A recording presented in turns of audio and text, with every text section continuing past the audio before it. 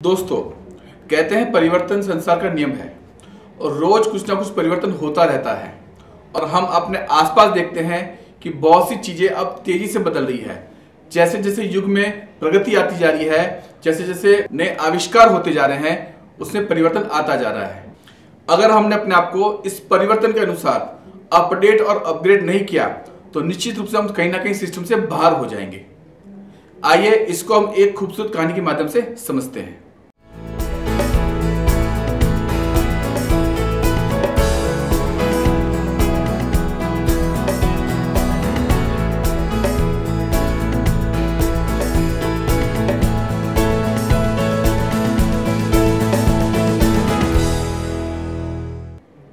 नमस्कार, मेरा नाम पीयूष कुमार सोनी है। दोस्तों, एक बार एक प्रोफेसर साहब बड़े दिनों बाद शाम को लौटते समय अपने दोस्त से मिलने उसकी दुकान पर गए। इतने दिनों बाद मिल रहे दोस्त का उत्साह देखने लायक था। दोनों ने एक दूसरे को गले लगाया और बैठकर गप्पे मारने लगे। चाय पीने के बाद प्रोफेसर बोले, यार एक बात बता, पहले मैं जब भी आता था तो तेरी दुकान में ग्राहकों की भीड़ लगी रहती थी और हम बड़ी मुश्किल से बात कर पाते थे, लेकिन आज बस इक्का दुक्का ग्राहक ही दिख रहे हैं और तेरा स्टाफ भी पहले से कम हो गया है। दोस्त मजाकिया लहजे में बोला, अरे कुछ नहीं, हम इस मार्केट के पुराने खिलाड़ी हैं। आज डंडा ढीला है, कल फिर जोर पकड़ लेगा। इस पर प्रोफेसर साहब कुछ गंभीर होते हुए बोले, देख, चीजों को इतना हल्के मत ले। मैं देख रहा हूं कि इसी रोड पर कपड़े की 3-4 और दुकानें खुल गई है, कंपटीशन बहुत बढ़ गया है और ऊपर से प्रोफेसर साहब अपनी बात पूरी करते उससे पहले ही दोस्त ने उसकी बात को काट दिया और बोला, अरे ये दुकानें आती जाती रहती है, इनसे कुछ फर्क नहीं पड़ता।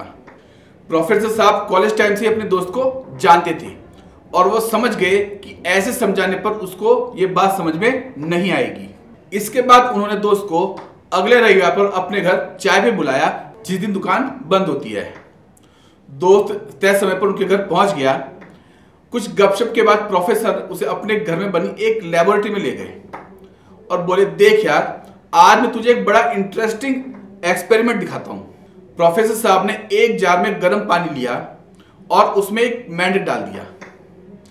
पानी के संपर्क में आते ही मेंढक खतरा भाग गया और कूदकर बाहर भाग गया। इसके बाद प्रोफेसर साहब ने जार से गर्म पानी फेंक कर उसमें ठंडा पानी भर दिया और एक बार फिर मेंढक को उसमें डाल दिया।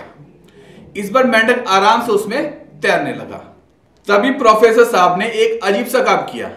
उन्होंने जार को उठाकर एक गैस बर्नर पर रख दिया और बड़ी ही धीमी आंच पर पानी गर्म करने लगे। कुछ देर में पानी गर्म होने लगा। मेंढक को यह बात कुछ अजीब लगी, पर उसने खुद को उस तापमान के हिसाब से एडजस्ट कर लिया। इस बीच बर्नर चलता रहा और पानी और भी गर्म होता गया। हर बार मेंढक पानी के टेम्परेचर के हिसाब से खुद को एडजस्ट कर लेता और आराम से पड़ा रहता, लेकिन उसकी भी सहने की एक क्षमता थी।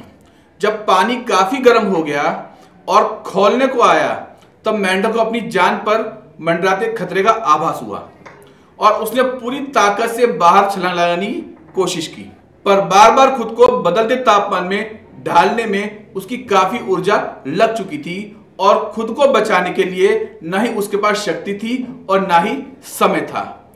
देखते ही देखते पानी उबलने लगा और मेंढक की मौत हो गई। एक्सपेरिमेंट के बाद प्रोफेसर अपने दोस्त से बोले, मेंढक की जान मैंने नहीं ली, उसने खुद अपनी जान ली है। अगर वो बिगड़ते हुए माहौल में खुद को बार बार एडजस्ट नहीं करता, बल्कि उससे बचने का कुछ उपाय सोचता, तो वो आसानी से अपनी जान बचा सकता था। और ये सब मैं तुम्हें इसलिए दिखा रहा हूं क्योंकि कहीं ना कहीं तुम भी इस मेंढक की तरह बिहेव कर रहे हो। तेरा अच्छा खासा बिजनेस है, पर तू चेंज हो रही मार्केट की कंडीशन की तरफ ध्यान नहीं दे पा रहा और बस ये सोचकर एडजस्ट करता जा रहा है कि आगे सब अपने आप ठीक हो जाएगा। मगर तुम याद रखना, अगर आज तुम हो रहे इस बदलाव के हिसाब से अपने आप को नहीं बदलोगे तो हो सकता है इस मेंढक की तरह कल को संभलने के लिए तेरे पास ना एनर्जी हो ना ही समय हो। प्रोफेसर की सीख ने दोस्त की आंखें खोल दी। उसने प्रोफेसर साहब को गले लगा लिया और वादा किया कि एक बार फिर वो मार्केट लीडर बनकर दिखाएगा। तो दोस्तों, प्रोफेसर साहब के उस दोस्त की तरह बहुत से लोग अपने आसपास हो रहे बदलाव की तरफ ध्यान नहीं देते। जो लोग अपनी स्किल के कारण जॉब के लिए चुने जाते हैं, बस उसी पर अटके रहते हैं, वो खुद को अपडेट नहीं करते। और जब कंपनी में ले ऑफ होता है तो उन्हीं को सबसे पहले निकाला जाता है। लोग जिस तरीके से 10 साल पहले बिजनेस कर रहे होते हैं, बस उसी को पकड़कर बैठे रहते हैं और देखते देखते प्लेयर्स सारा मार्केट कैप्चर कर लेते हैं।